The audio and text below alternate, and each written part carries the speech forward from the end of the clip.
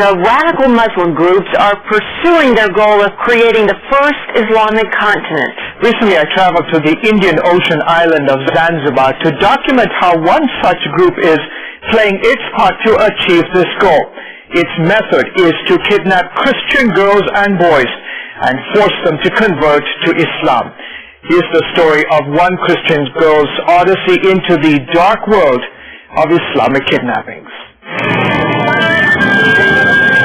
Welcome to the island of Zanzibar. Anchored in the Indian Ocean, 50 miles off Africa's east coast, Zanzibar is one of the few places that could truly be called a paradise on earth.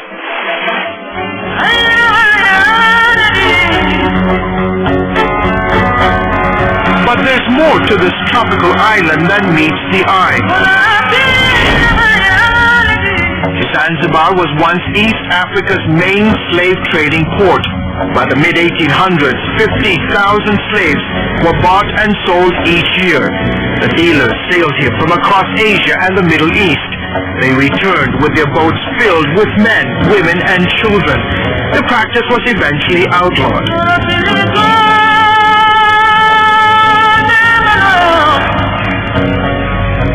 But 2 centuries later, the brutal trade has taken on a new dimension. Young Christian girls are being abducted, forced to convert to Islam, and in some cases, shipped to parts of the Islamic world. Flora Davidson knows how it feels to have a child disappear. I looked everywhere for her, but I could not find her. Even the police gave up looking for her. July 2004, Flora's 14-year-old Christian daughter, Joyce, is kidnapped by members of WMV, a radical Muslim group on the island. They told me that from today, they're not going back to your home to become a Muslim. Her kidnapper was Miriam, a 45-year-old Muslim woman seen in the CBN News undercover video. Miriam refused to talk to us on camera, but she insisted that Joyce had voluntarily become a Muslim. First they told me to change my religion. Did you want to become a Muslim? No. Were you forced? Yes. So for 3 days, your mother was looking for you? Yes. I was wearing some brothers were wearing the Muslims. So they wanted to conceal your identity? Yes. So that my mom could not know me. And for a while it worked, until police and Joyce's mother were tipped off that she had been shipped to the mainland city of Dar es Salaam. Authorities found Joyce there and sent her on a boat back home. So I went with several police officers to the docks to find her. We waited, but there was no sign of Joyce. Almost everyone was off the boat. The police even got tired of looking and left.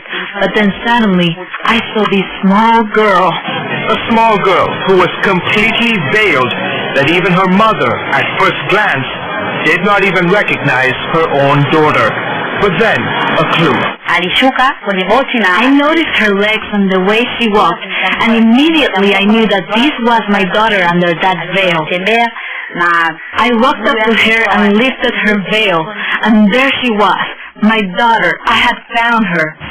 Yet it was only the beginning of her nightmare. I was saying him there, Muhammad, he told me that wherever I will go, I will stay, and then I will be back on their side. I will remember him forever. He will done to me. Did they say that they would track you down anywhere, anytime? Yes. 4 days after she was rescued, Joyce was kidnapped again by the same group. This time, she landed in the hands of this man.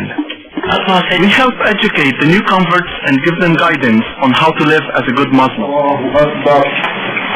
Sheikh Azani Khalid Hamdan is a prominent radical Muslim who runs the group WMV. He wants to turn Zanzibar into what Afghanistan used to look like under the Taliban, the kind of island where Sharia law, which includes punishments like amputation, stoning, and beheading, would be the law of the land. Sharia law is the basis of all law. It allows us to pass judgment based on the Quran against those who don't follow the laws of Allah. 97% of Zanzibar's population practices the Islamic faith. The remaining mix is a combination of Christian and Hindu. Hamdan is not satisfied. He wants everyone on the island to convert to Islam. We don't kidnap the Christian children and force them to convert to Islam. We only educate them on the ways of Islam once they have converted on their own. Peter Nisha disagrees. For years, Nisha has tracked the activities of Sheikh Hamdan. Today, he runs a ministry trying to rescue children like Joyce.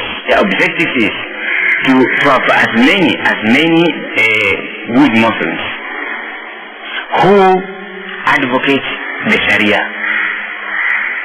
So in this, they think they are doing a sacrifice to God if they would have as many students into their congregation. Several Christian girls have gone missing in recent years.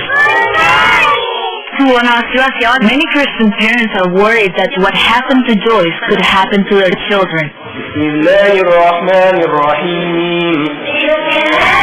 After being kidnapped for the second time, Joyce spent the next several weeks in an Islamic school. Day after day, she was forced to memorize the verses of the Quran in Arabic. They even made her change her name. What was your new name? Sulaiman Muhammad. It is illegal under Zanzibari law to convert a Christian girl under the age of 18. Flora says the authorities showed complete disregard for this law and even threatened her.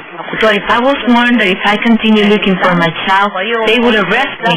In fact, I met some police officers who were Muslims, and they said to me how happy they were that my daughter had become a Muslim. In the meantime, Joyce's kidnappers were preparing to smuggle her out of the country. They got a passport for her and wanted to ship her to Saudi Arabia. But after Flora hounded the kidnappers for weeks, Joyce was finally released. My daughter's childhood has been robbed. I cannot take back what has happened to her. I wish I could, but I thank God that I have my daughter back. So far, no one has been charged with Joyce's kidnapping. Sheikh Hamdan is awaiting trial for his alleged role in a string of bombings against churches on the island. Although Joyce is still on the road to an emotional and psychological recovery, she says she has hope. What makes you so strong? From Jesus. What have you learned from this entire experience? Just help me to be strong and forget the things which happened to me. Have you forgiven those that did this to you? Yes. I know that if I could not forgive them, also God would not forgive me. That time was on their side. But if I forgive them, also God will forgive me. George Thomas, CBN News, reporting from the Indian Ocean island of Zanzibar.